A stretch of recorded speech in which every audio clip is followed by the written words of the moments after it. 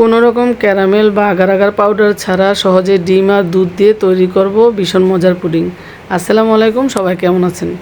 এর জন্য পুডিং তৈরির জন্য আমি এখানে 6টি ডিম আর 2 কাপ দুধ নিয়েছি। কিছু গুঁড়া দুধও লাগবে আমার।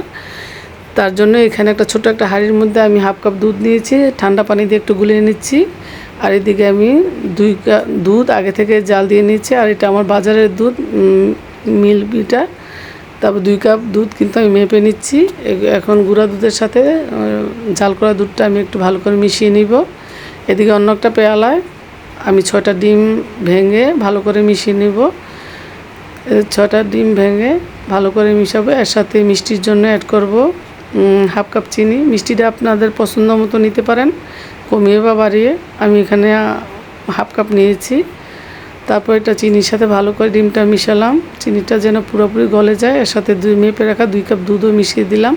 আবারও ভালো করে নেড়ে চেড়ে সবগুলা উপকরণ একসাথে মিশিয়ে নেবে। ডিমের গন্ধটার জন্য অ্যাড করে দিলাম আমি অল্প করে এলাচি গুঁড়া।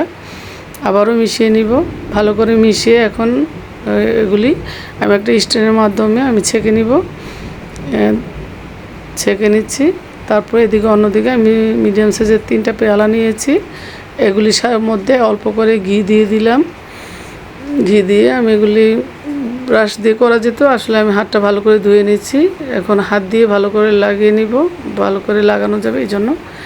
এখন আমি একটা ডালের চামচের সাহায্যে আমি এগুলি সব পেয়ালার মধ্যে নিয়ে নিচ্ছি। মনে হয় 3টা পেয়ালা হবে না, আরও 2টা পেয়ালা লাগবে আমার। তার জন্য আমি আরও 2টা পেয়ালা নিয়ে নিলাম। সবগুলো একইভাবে একই মাপে আমি নিয়ে নিচ্ছি। এদিকে চুলায় একটা প্যান বসিয়ে পরিমাণ মতো পানি আর একটা স্ট্যান্ড দেব।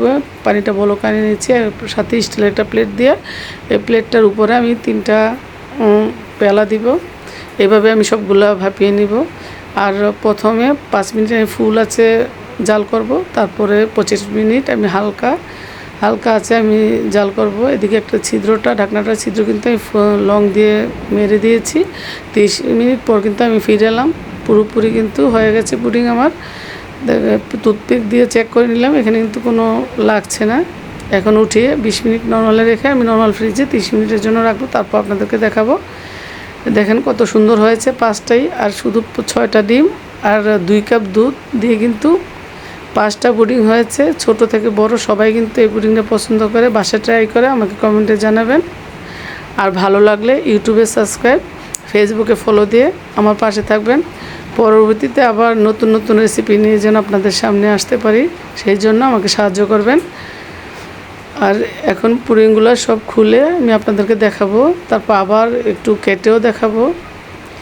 অনেক সুন্দর হয়েছে এবং অনেক মজার, যা কোনো রকম ক্যারামেল আগার আগার পাউডার বা কোনো কিছু ছাড়া কিন্তু আমার খুব সহজে খুব অল্প সময়ে অল্প কিছু দিয়ে মজার পুডিং তৈরি করলাম। বাসায় অবশ্যই ট্রাই করবেন। আর দেখেন আমি কেটে নিচ্ছি, কেটে দেখাবো এখন আপনাদেরকে। অনেক সুন্দর দেখাচ্ছে এবং সহজে কি সুন্দর কাটা যায়। আর এগুলো কিন্তু আপনি 1 সপ্তাহ 15 দিনও ফ্রিজে রেখে খেতে পারবেন। তাহলে আজকের মতো বিদায় নিচ্ছি। সবাই ভালো থাকেন। আল্লাহ হাফেজ।